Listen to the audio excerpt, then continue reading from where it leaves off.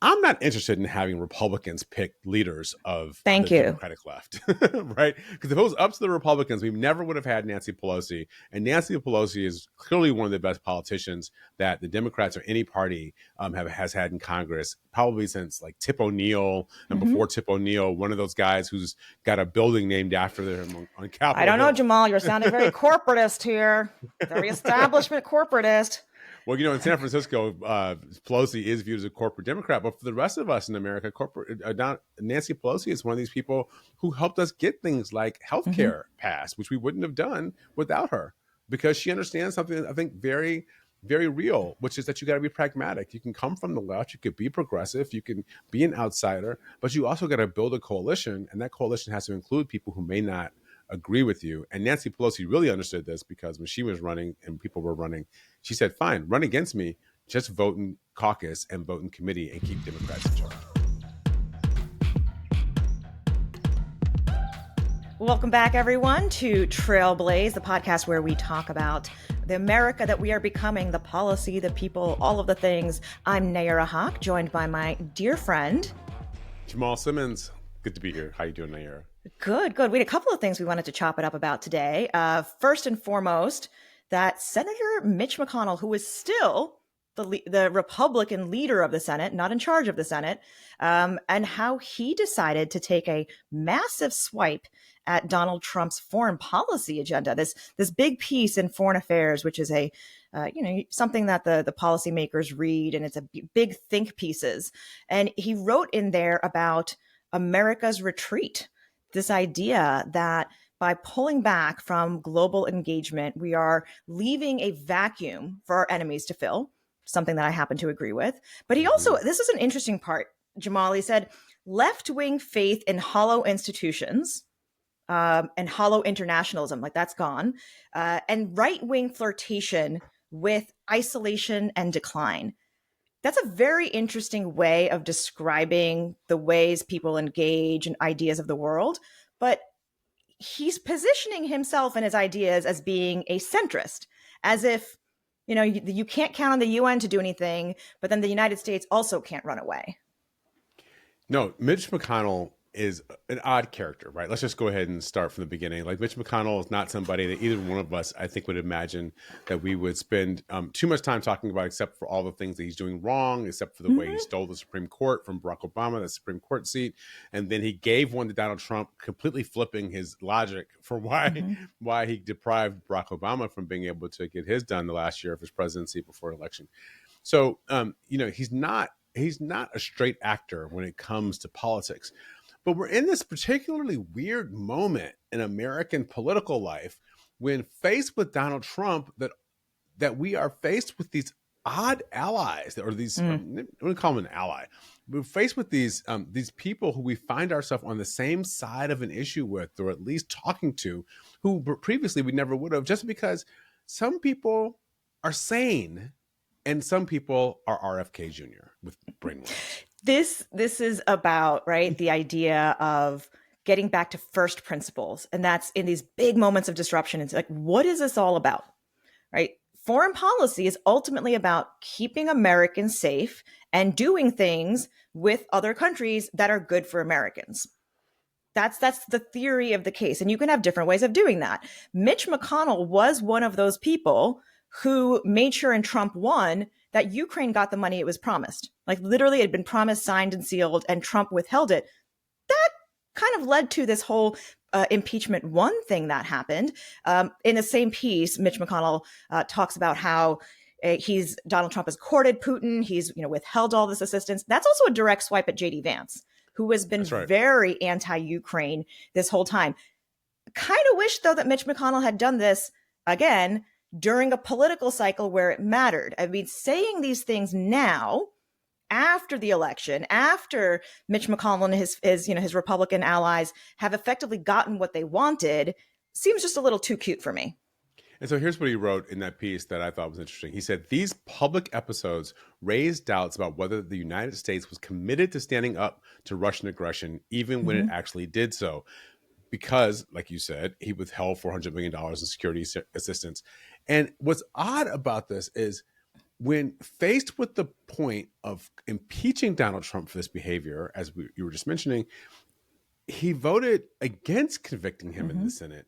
We could have washed our hands of the entire Donald Trump second term presidency if these Republicans had either voted to convict Donald Trump because of the way he meddled in the 2020 and the Ukraine business and taking stuff from them, help from them, or in the way he allowed and encouraged people to attack the United States Capitol during the 2020 election.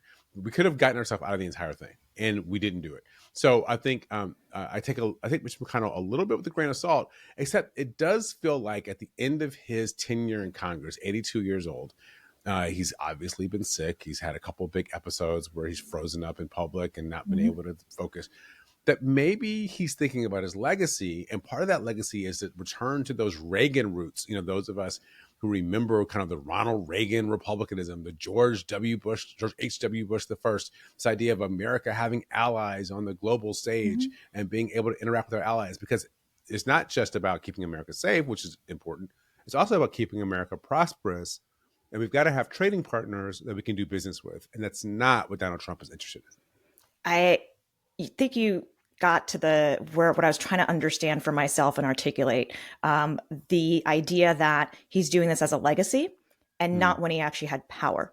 Because this is why I realize this kind of bothers me, is Mitch McConnell is a leader in the Senate. It is not you and me writing a think piece in this saying, hey, everybody, we hope people read this and understand this is a good way to think about this stuff. He actually had the power to do things about it and opted not to. And that's this whole, let me, as I exit out in my swan song in my 80s, think about my legacy. And like, your legacy was what you did in office. I will say, though, that, like when you're talking about this Reagan idea, to put in context just how off that grid Trump is, Reagan had not only revamped the immigration system, but his last speech in the White House was about immigration being necessary, and we need to bring people into this country for our economic and social benefit. Like, he was the highest number of refugees we have had in modern times has been from Reagan. It has steadily declined. However, Reagan also did that whole thing of, well, we want to support certain regimes, and so we're going to send in the CIA and other assets to that. I will, like, that is still a sense, though. Yeah, that little thing, right? That is still a sense, though, of recognizing that the rest of the world matters, that we are part of a global community. If we do not address things overseas, like in places like Syria, it will come here to the United States. We're intimately familiar with that idea from 9/11, right? Those were the American-supported Mujahideen from years ago who then gave space to al-Qaeda to launch an attack against the U.S. Those same offshoots of al-Qaeda have now become the opposition and taken over Syria. They're saying all sorts of great things, but there's a lot for the United States not only to be skeptical about, but to be engaged in.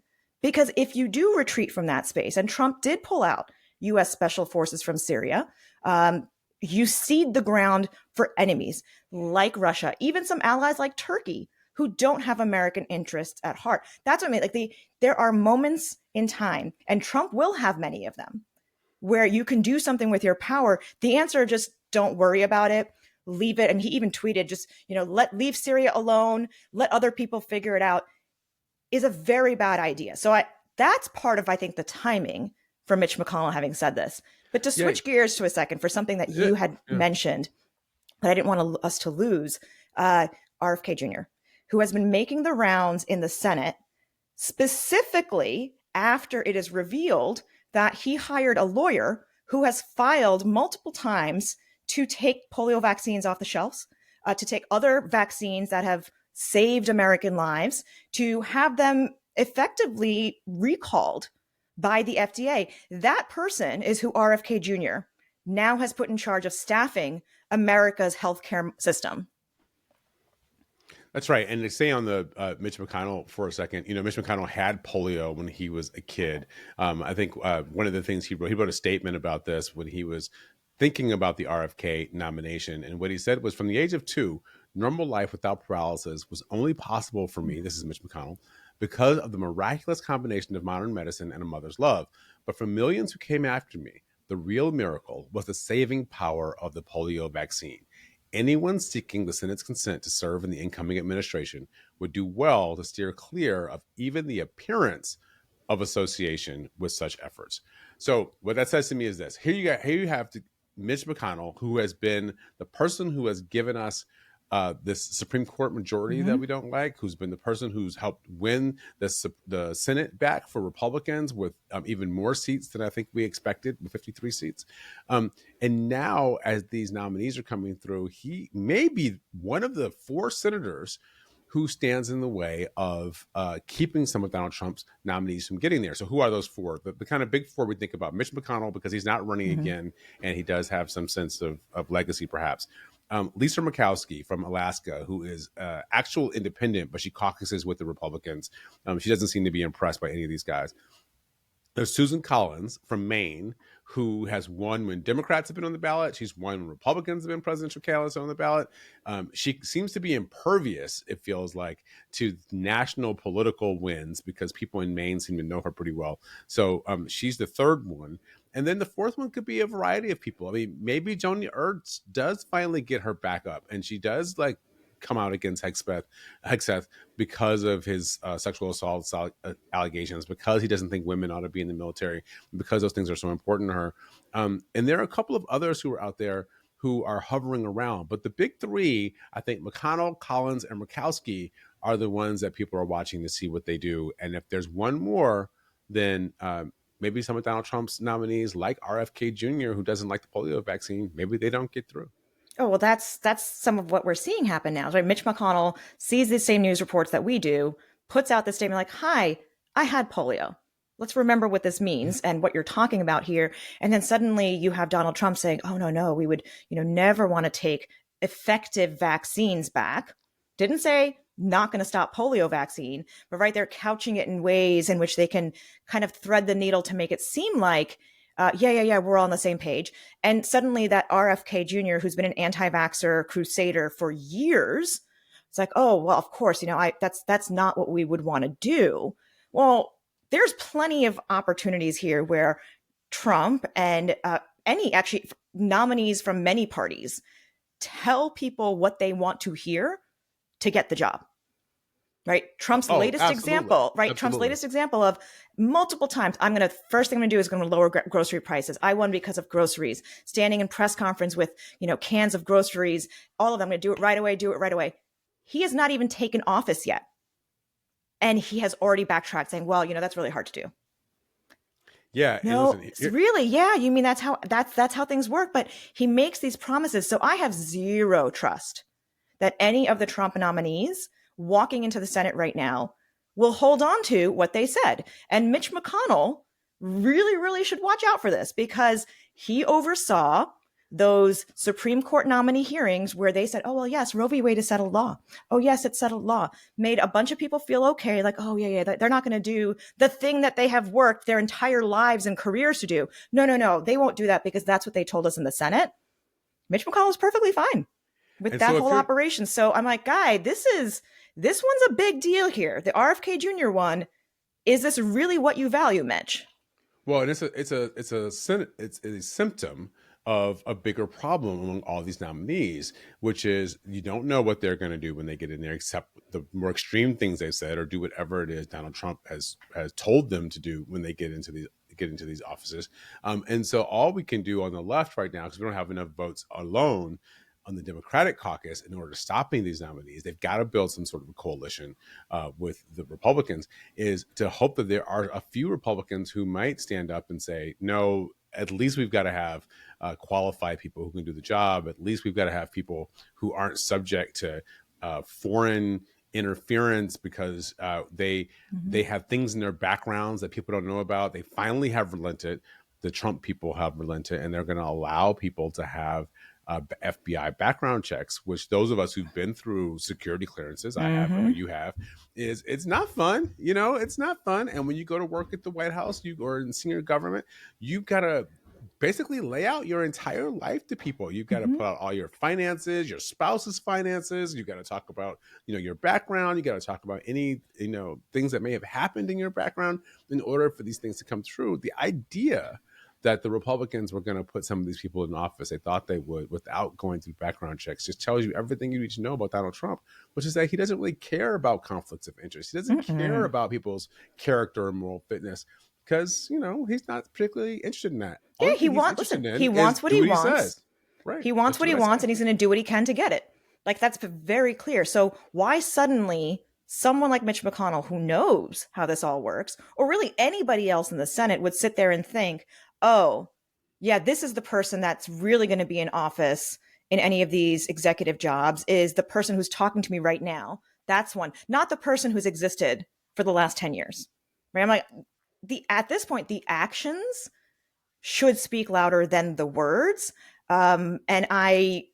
If this is only a legacy protection thing, then yeah, Mitch McConnell can officially say he protested the idea of polio vaccines being eliminated. And I guess that's all he needs to do to feel comfortable. Because otherwise, if he truly, truly wanted to make sure this wasn't an issue and this wouldn't be a problem for Americans down the road, he would simply say, find us another nominee. Well, RFK Jr. ain't the only person who can be Secretary of Health and Security. Let's just remember how Donald Trump is playing this out. The Republicans are playing real thug life politics here, right? So Joni Ernst, as we mentioned before, she's a survivor of sexual assault. She's been in the military. She's somebody who should not vote for somebody like Hegseth, except now the Republicans are coming after her. They're threatening to primary her. They've been talking about her online. They've been really coming for her. So this Mitch McConnell, let's hold them accountable. The Trump position is Mitch's get stitches. So if you want to come out here, and you want to try to, stand up to Donald Trump, be prepared to catch a couple, because that's how it is that they're rolling. And I think that's what's going to stand in the way. So we'll get Mitch McConnell talking a little bit before the nominees comes to the floor. Let's see how people vote. And my experience has been with these Republicans, I think all of us have watched them. When it's time for the vote, everybody knows Mitch's get stitches, and they're not going to vote against Donald Trump. Jamal, what about this idea that there are some Democrats who recognize this landscape, right? This is the dynamic that we're working in, right? If you're going to be practical, you understand that we cannot go back to a place where there's legal and ethical standards that everybody just follows by default, right? That's not there anymore. All of those unspoken guardrails have disappeared. Yeah. So now everything it's all out there in the open. Like everybody, Republican, Democrat, regular schmegular American, should recognize that the old rules don't apply. There are Democrats though who say, okay, we recognize the old rules don't apply. Right? This idea that a 76-year-old with throat cancer is the best person to communicate with the American public about the issues. Like, fabulous legislator, has all the relationships, but that's assuming that what happens in Congress is the most important thing and not how people relate and connect and experience government. And I should mention, Jamal, because I just saw this update that House Democrats picked Jerry Connolly. So they've made their choice. Democrats have made their choice in the House that they want to go with tried and true over the possibility of communication first. And it's Democrats who are in power are making some really significant choices. And some of them, I know you've heard this, we were talking about this, that some of them may go along with RFK Jr.'s appointment too. Some of them might go along with RFK Jr.'s appointment because they think there are some things that RFK will do in office in holding companies accountable on some other food issues and some other health issues. And maybe those things could be important. I think getting rid of vaccines and standing in the way of children's health is something that's not going to sell. But let me just finish up on the AOC thing for a second. Listen, AOC has done a few things.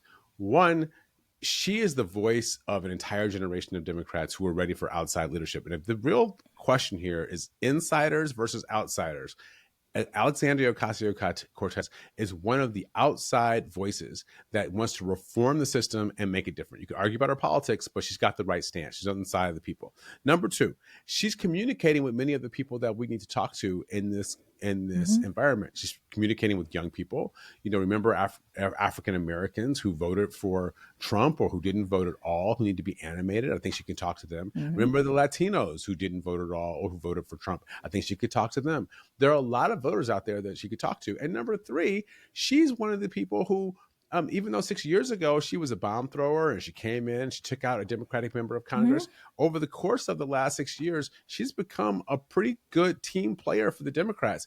She campaigned for Joe Biden. You can't tell me he was her first choice for president of the United States, but she campaigned for him. She campaigned for Kamala Harris when she got to be the nominee. And she's really used her voice to argue why Democrats need to be on the side of change. So Jerry Connolly, God love him. I hope he's well. I hope he does a good job. I also hope he empowers AOC to really be the voice of that committee. He's the chair, but she's the person who should be holding all the press conferences and making all the statements and doing all the interviews, because that's the kind of leader I think Democrats need. Yeah, and the truth is that AOC gets a lot of a lot of flack from hard lefties that she's sold out, but she's in Congress. You got to work the room and work Congress. So hopefully the inside outside game will actually match up. I just, that this, again, we are at a historic distrust of government. That is part of what the Trump narrative has been. So this is by design, that they don't want people to trust government. They want them to trust Elon Musk and Peter Thiel and the American oligarchs more than they trust how people are, distributing power and distributing our tax dollars. Like that's just fundamentally the game. One of the arguments that people are using against AOC is that Republicans see her as like the boogeyman, boogeywoman. She's the person that they're going to all campaign against. If we put her in charge and any of her friends in charge, we're just going to give ammunition to the Republicans. Here's the thing. I'm not interested in having Republicans pick leaders of the Democratic left, right? Because if it was up to the Republicans, we never would have had Nancy Pelosi. And Nancy Pelosi is clearly one of the best politicians that the Democrats or any party has had in Congress, probably since like Tip O'Neill and before Tip O'Neill, one of those guys who's got a building named after them on Capitol I don't know, Hill. Jamal, you're sounding very corporatist here. Very establishment corporatist. Well, in San Francisco, Pelosi is viewed as a corporate Democrat, but for the rest of us in America, Nancy Pelosi is one of these people who helped us get things like healthcare passed, which we wouldn't have done without her, because she understands something I think very, very real, which is that you got to be pragmatic. You can come from the left, you could be progressive, you can be an outsider, but you also got to build a coalition, and that coalition has to include people who may not agree with you. And Nancy Pelosi really understood this, because when she was running and people were running, she said, fine, run against me, just vote in caucus and vote in committee and keep Democrats in charge. Yeah, she was totally understood the idea of how she became nationalized as the other, the original woman in power boogeyman for the right wing. But she would tell candidates, including some that I worked with, that don't fall into the trap. Just ignore it. And all that matters is you getting here, representing your people, because we're going to do big things for the American public, right? We're going to protect Social Security, all of this stuff. So they have thick skin in a way that, frankly, I have not seen people like JD Vance navigate. So we'll see. That inside outside game, it matters. You have to do both. Pelosi knows how to work that caucus.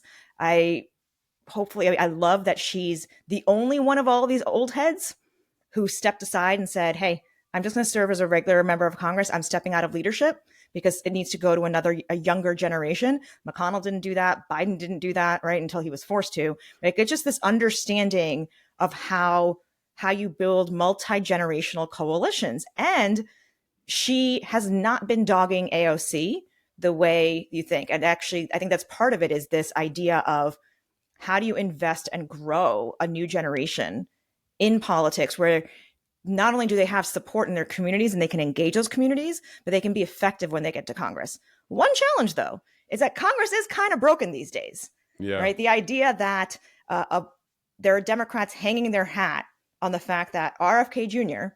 has met with some big pharma healthcare company CEOs, and maybe now RFK will become the guy who will, help reform and fix. He'll stick it to these healthcare CEOs. I'm like, where are you guys coming up with these ideas from? Like, how is any of this rooted in reality other than you who are in power as Democrats not really wanting to fight, but wanting to figure out how you can make this easier to deal with. Well, and to button it up, I think what we are seeing now, as we talk about Pelosi, and we've been talking about Mitch McConnell throughout the episode today, both of them who are older. I will correct one thing. Mitch McConnell did finally step down after he had all these health challenges, and he allowed a new leadership for next year. Mm-hmm. But he just fell down 2 weeks ago and was in the hospital. We know Pelosi had an accident when she was traveling, and she was in Luxembourg, I think, and then just got a new hip replacement when she was in Europe at a military base. So these older leaders, it is time. Look, God love them all. Mitch McConnell, Nancy Pelosi, Joe Biden. You guys did your job. Thank you. God bless. Go with God. It's time for this new generation, and I love these new voices, I think, that are starting to step up. And I think I have this belief, if we're not uncomfortable, then we're not doing it right. Because this is a time where people out in the country are uncomfortable. They want real change. And for those of us who live and work in this rarefied air that you talked about when we were off camera, but for those of us who live and work in this rarefied air, if we're not uncomfortable, it means that we're not doing it right. Somebody has to be making the power centers uncomfortable in order to speak up for the people. I love it. There's a lot of people who are going to be uncomfortable, and a lot of people are going to be hurt. And the idea is, let's not let the oligarchs get that comfortable. No. That's, I think, a message and an idea that pretty much everybody else in America can get around. The oligarchs don't need to be comfortable right now. Well, in our party, I would say in the Democratic Party, some people are taking care of the oligarchs because sometimes they're too much in bed with the corporates. But on the other hand, sometimes the party that the people to be against are like the old bulls, are the people the consultant class who has been running the Democratic Party. It's some of these old members who've been around for too long, who don't really understand you got to do things differently. Frankly, some of the people who maybe have worked in the White House too long, who see the world from the top and don't really see how we've got to change it. People want reform. People want change. And either they're going to have change by Donald Trump standards, or they're going to have change with values that you and I agree with more. But there's going to be change one way or the other. One thing in life that's constant: change. Thanks, Jamal. It's good chatting with you, bud. Good talking to you too.